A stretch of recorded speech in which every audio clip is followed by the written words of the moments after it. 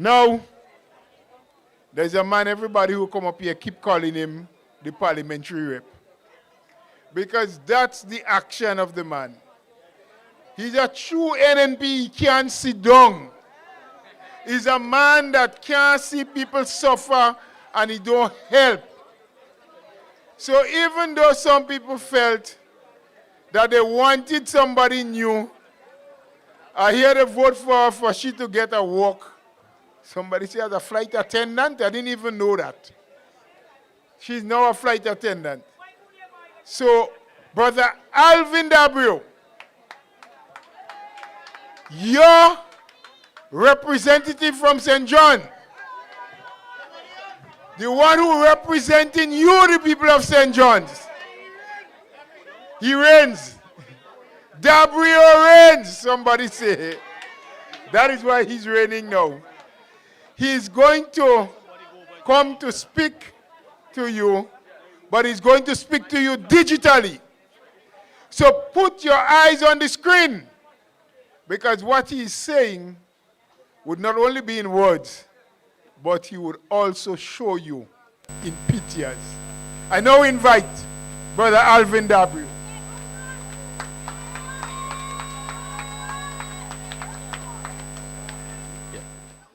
Thank you, Mr. Chair. I want to recognize our political leader, Dr. Keith Claudius Mitchell. We have Honorable Kate Lewis, MP for St. Andrew Northeast. And we have many other members of the executive. So, good night, everyone. And thank you for coming out. Well, first of all, we know that Grenada, under the NNP, was in good hands. As a matter of fact, we campaign on safer hands. And I guess now you know why. Because you have an opportunity to see what the unsafe hands is like and what it's doing to our country. When the NNP took office in 2013, you know that the treasury was empty. They couldn't pay salaries. When the NNP left office, there were over $500 million in the treasury. And this, sisters and brothers, is from good management, good governance. The country was doing well. Everybody was eating our food. Then they get this, they say he's a bright lawyer, but he came in and he bought the leadership of the NDC. He paid people in the media to promote him as this brilliant person that will come from the east, wherever he's coming from, and bring Grenada to the promised land, eliminate poverty, and many other things. Remember, he said they were going to eliminate poverty. But that was not a lie. Because what he wants to do is to eliminate poor people. And that's how they intend to eliminate poverty. Because right now, you have, as I say, they have the MP supposed to have an office. But that office, when you go to the office, dead. Nobody go in there anymore. Because she was sending people to me. Because you want people elect you, and now you get the job, but you cannot handle it. So sisters and brothers, this was not a job for novices. She had no experience, but some people say, give her a chance. And now, you're balling. And some of their own people balling, but they're balling kind of silent.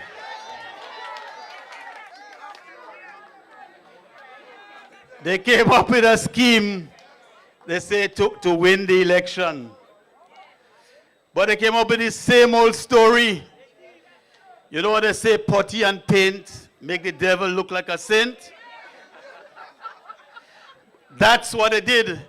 But it was, what it is, they put a new plaster on the same old sore foot. The same group of people. They also capitalized because in 2007, 2008, all the children that were 2, 3 years old, they were able to vote in the last election. So they had no experience what it was to live under the NDC before. So they capitalized on that. Now they realize that there is no hope for them. What have they done for the young people since they took office? And all they're doing is a set of promises and lies. Sisters and brothers, we had some video, but I'm not sure because of the weather and we had to move how it was operate, but let me try. So let me zero in. You have a seed program. The World Bank says if you're making $650 or less, you're poor. Yet still, the seed program is only paying you $350 and $450. They are aware of the World Bank report. Why then raise the seed program to $650 or more?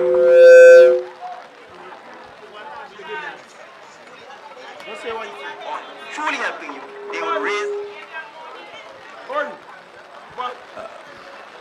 All right, well, we're having a little audio problems, but what he said is that, he blamed the NNP for giving $450 in the seed program.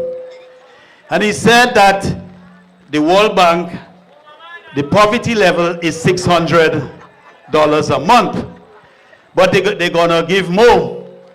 But what did they do? They take out 150 from the 450 and they're left with 300. So that was a lie, sisters and brothers.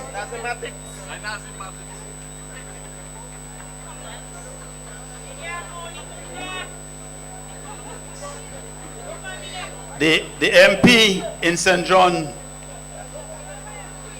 she promised a lot of people that she's gonna put them on the seed program because she blamed me, she blamed Ina testing it.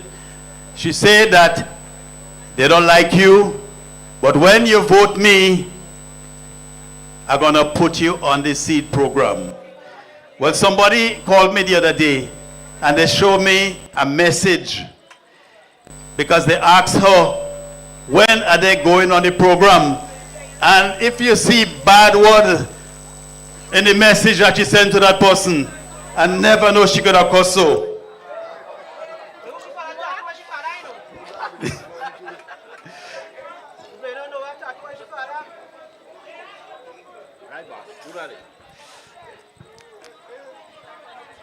Thank you.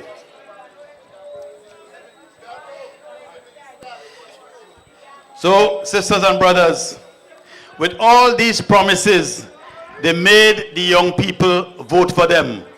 You remember they promised that they were going to raise the money to $900. He also said not one would be sent home, but every month they systematically dismantling the money program, sending more and more people at home. And to add insult to injury, what have they done? They have not put one Imani batch. As a matter of fact, they have not had one single young person to the Imani program. During the NNP administration, sisters and brothers, we had many programs for the young people.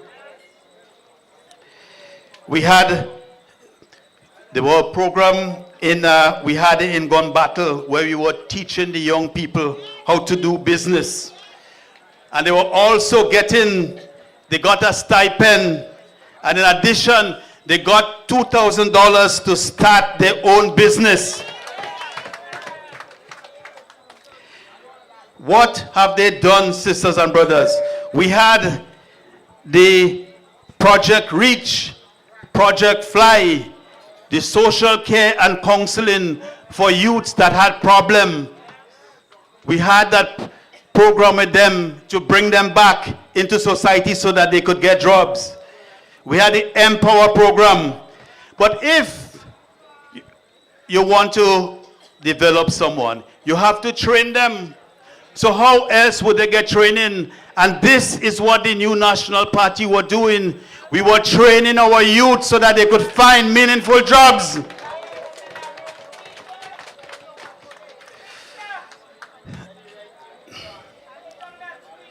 In 2012, the NDC government broke down the health center in Gouyave. Really trying to mama-guy us. But they never did anything, they leave it empty. We came in and we built a brand new facility. And those of you that visited the facility saw how much beds there were there. There were office, dental office, x-ray, sonogram, everything was there. We had the High Commissioner at that time in Dubai got a lot of equipment for us and it was stored up there. We had all in, she had the supermarket there on Fish Friday Street. She got a lot of equipment for us and it was up there. Baba also sent a lot of equipment. Sisters and brothers, they take all and they send it in Maribo and Carriacou. And what did our MP do? Yet still, I'm sorry you're not seeing the clip, but they had one where she said, if you elected me, we're going to have 24-hour healthcare service in Gouyave. And that was a lie. The Prime Minister also said that in every village there were going to be a health center with 24-hour service. And that again was a lie. The MP in Gouyave said that all our villages in St. John's are in shambles. But that is because she does not know St. John's. The only time she came out was during the campaign, and she walked busy, fix up she hair, take out some pictures, and she believed that was it. She passed through the sidewalk, she said, that is not the right one, they're going to put climate resilient sidewalk. Well, we're still waiting to see the climate resilient sidewalk in Gouyave. About 2 Sundays ago, we were walking by the park where we built the rest area there. Well, we see this guy there, and so he peeping and he marking. They call him Sweeney in Gronroy. Then he went to the police station and said the minister say she hear construction going on in Gouyave and she did not give permission. And she don't know about it. Well, since when Gouyave St. John belong to her? And she feel that she's the only MP that they had? And again, do you know that physical planning, if you have a problem, they don't go to the police. Physical planning go to the Attorney General if you break any of the code, and then they take you to court. So that shows her lack of knowledge of how the government works, sisters and brothers. But what I have to say, because even the road office in Gouyave, they cannot operate, they say, is Sweeney and the minister that run in the office. Anything that have to happen, have to go through them. So I have a few questions for them. Why, you know that when you have a contract and the contractor fix the road, right, and they level it to the right height, the government have to come and pave it. Up to now, they can't pave Mount Millet. They cannot pave Matawan. They cannot pave Rosemount. They cannot pave Cloget. So what she and Sweeney doing? Right now, all the road dig up, so they have to spend double money to go back and prepare the road when they're ready to pave.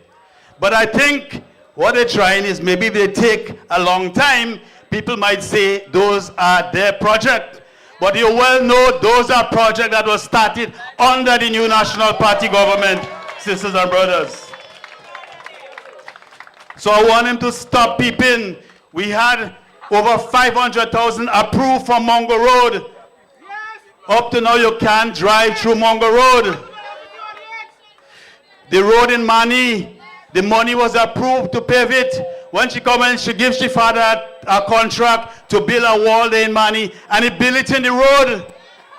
So you can't get your 16 feet anymore. Where is the engineers? I don't know if she or Sweni is an engineer, but they have failed us miserably, sisters and brothers. We also had money approved for closure Plain Field and the road that going to the fort from Market Square. Nothing is happening. They've been in there for over a year, and that was approved finances, brothers and sisters. When the heavy rains come, a big stone came in Loreton. He went through Deborah Paul house. Sisters and brothers, the stone's still in the house today. Oh, how she begged them, but they don't have time for poor people. No time for poor people. If it was in somebody else's house, you don't see what happened. And I have some homework for you, you know, talking about removing stone. Go with the doctor house in Maran. Everything flattened. Do your homework. Find out who it is that buy that project, that property. We're talking, they say the bushing was political. Right now, if you go in the road office to put down your name for the bushing, they're sending you in somebody else's house. They're not handling that anymore. They make it totally political, and they were criticizing the new National Party, and they give you fewer contracts, and they still take out on the pay, sisters and brothers.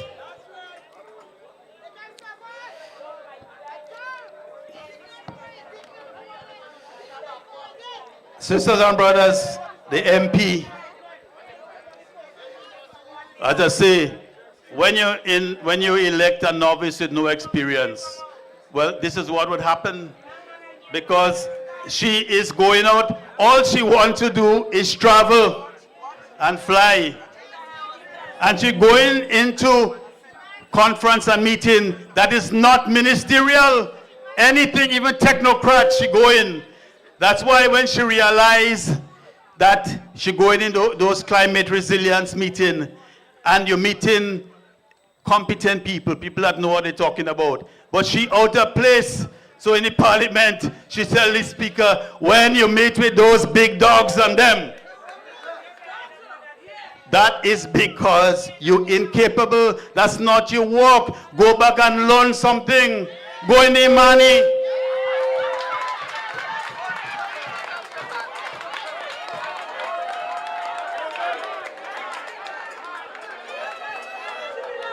And she continued to embarrass us, you know.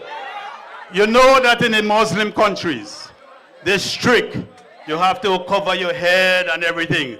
And I've been there, and even the Grenada High Commissioner was a woman. When she was taking me to places in Dubai, she had to cover her hair, cover her foot and everything.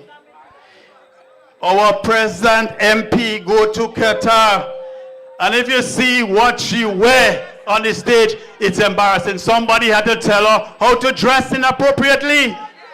You do not go and represent us. And the sad thing, she stand up behind a Grenada flag. Totally embarrassing to us, sisters and brothers. Another thing that they're doing, all they're doing is going in New York, London, Miami, Toronto, and they have in gala. Right now, they have a guy that is behind a radio station. You have to pay $40 to see him in Miami, in New York.